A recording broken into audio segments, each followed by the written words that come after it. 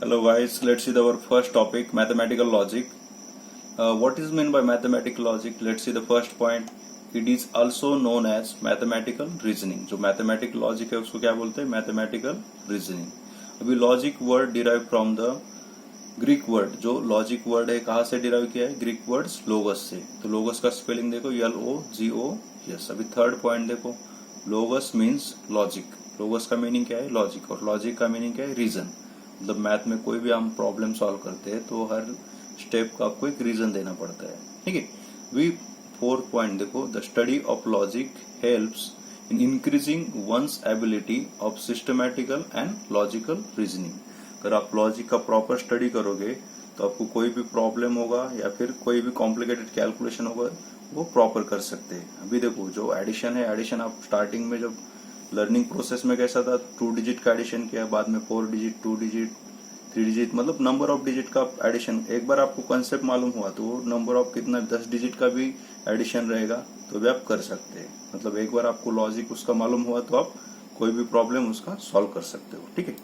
अभी fifth point में वही दिया है, it also develop the skill of the understanding various statement, theorems, converse of a theorem. जैसे आपका पाइथागोरस है, पाइथागोरस का आपको कॉन्सेप्ट पता है, दैट इज अगर आपको 2 साइड दिया रहेगा तो थर्ड साइड आप फाइंड आउट कर सकते हैं. ठीक है. जैसे आपको पता है दैट इज 5 एंड, अगर आपको 5 एंड 4 दिया रहेगा तो थर्ड साइड क्या आएगा आपका 3 आ जाएगा. ठीक है. तो ये आपको लॉजिकली मालूम रहता है कि पाइथागोरस में क्या रहता है, इक्विलैटरल ट्रायंगल्स कैसे रहता है. अगर वो कॉन्सेप्ट क्लियर होगा तो आप उसका कोई भी प्रॉब्लम सॉल्व कर सकते हैं.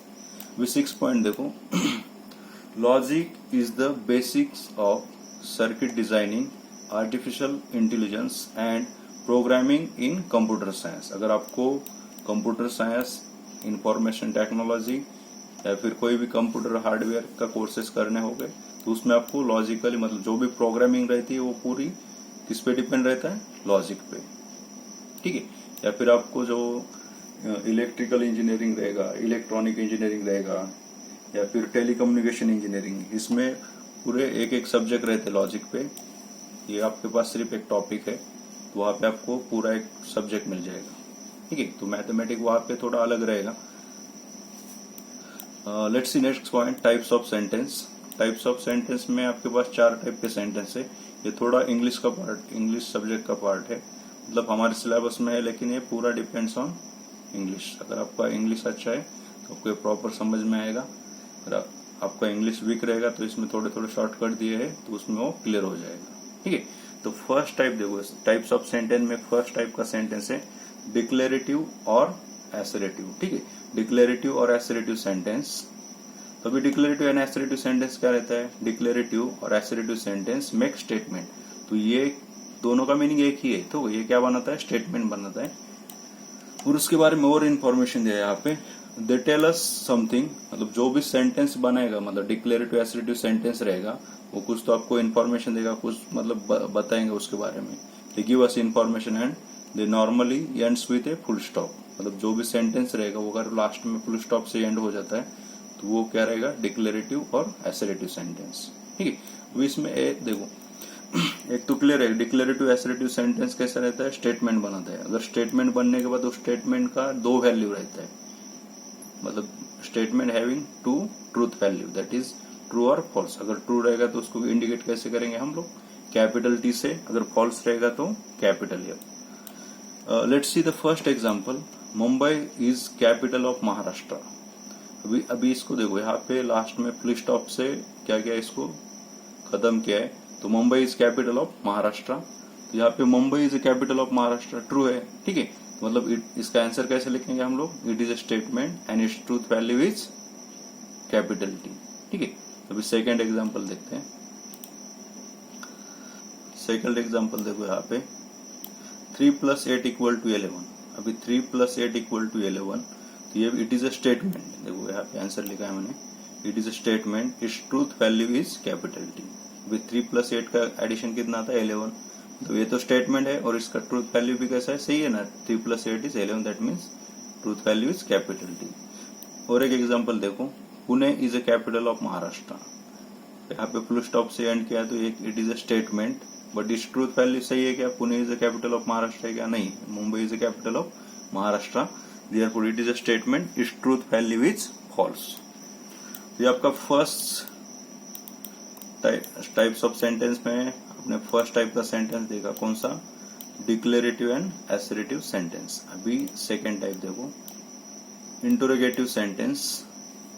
ठीक है, अभी इस सेंटेंस में क्या दिया आपको? इंटरोगेटिव सेंटेंस आस्क ए क्वेश्चंस, मतलब जो भी सेकेंड टाइप रहेगा इंटरोगेशंस सेंटेंस, वो क्या करता है? क्वेश्चन पूछा जाता है, उसमें लास्ट में क्वेश्चन मार्क आ जाता है। अभी उसमें देखो, they ask us something, they wants informations, they always ends with A question mark. अगर क्वेश्चन मार्क से एंड किया जाएगा तो it is not a statement. और कोई भी जो स्टेटमेंट रहेगा या सेंटेंस रहेगा क्वेश्चन मार्क से एंड होता होगा तो it is not a statement. कोई भी आपको सेंटेंस दिया रहेगा, आइडेंटिफाई इट इज स्टेटमेंट और not, then it is not a statement. अब इसका एग्जाम्पल देखो, what is your name, what is your name. ठीक है, बेसिक है, जो लर्निंग प्रोसेस में स्टार्टिंग में पूछा जाता है, what is your name, what is your roll number, what is your age, what is your date of birth. तो लास्ट में आपको एक क्वेश्चन मार्क दिखेगा, तो अगर क्वेश्चन मार्क दिखा रहेगा तो यहाँ पे क्या करने का, इसका आंसर क्या आएगा? It is not a statement. ठीक है, या इसका आंसर आ जाएगा। अभी थर्ड टाइप ऑफ सेंटेंस देखो, इंपीरेटिव सेंटेंस गिव्स ए कमांड और ए रिक्वेस्ट और एडवाइस और सजेशंस और वार्निंग और ए विश। तो इंपीरेटिव सेंटेंस में देखो, एक तो आपको कमांड दी जाएगी, तो कमांड क्या रहता है?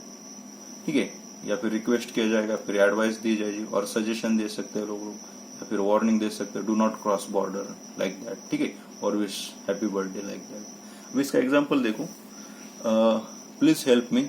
इसमें क्या किया है? यहाँ पे रिक्वेस्ट किया है, तो यहाँ पे स्टार्टिंग प्लीज से किया है यहाँ पे।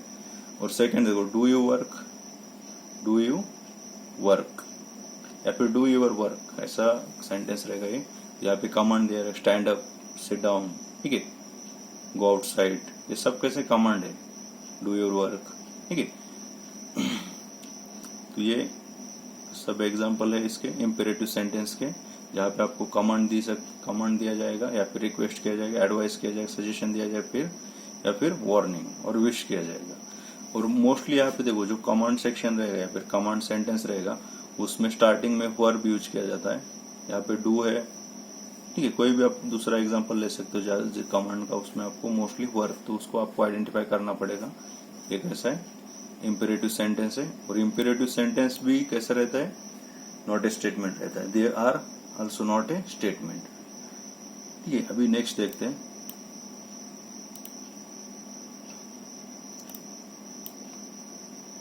एक्सक्लेमेटरी सेंटेंस देखो, एक्सक्लेमेटरी सेंटेंस में क्या दिया जाता है? एक्सक्लेमेटरी सेंटेंस एक्सक्लेम और शो ग्रेट इमोशंस।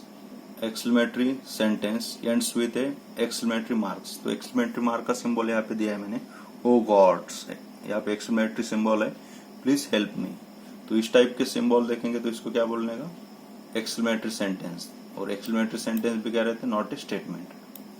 ठीक है, तो आपको समझ में आ रहा है एक्सक्लेमेटरी सेंटेंस इस टाइप के वहां पे सेंटेंस रह गए, oh no, oh don't do that, oh please help me, like that. ठीक है, तो आपको यहाँ पे एक्सक्लेमेटरी मार्क मिल जाएगा।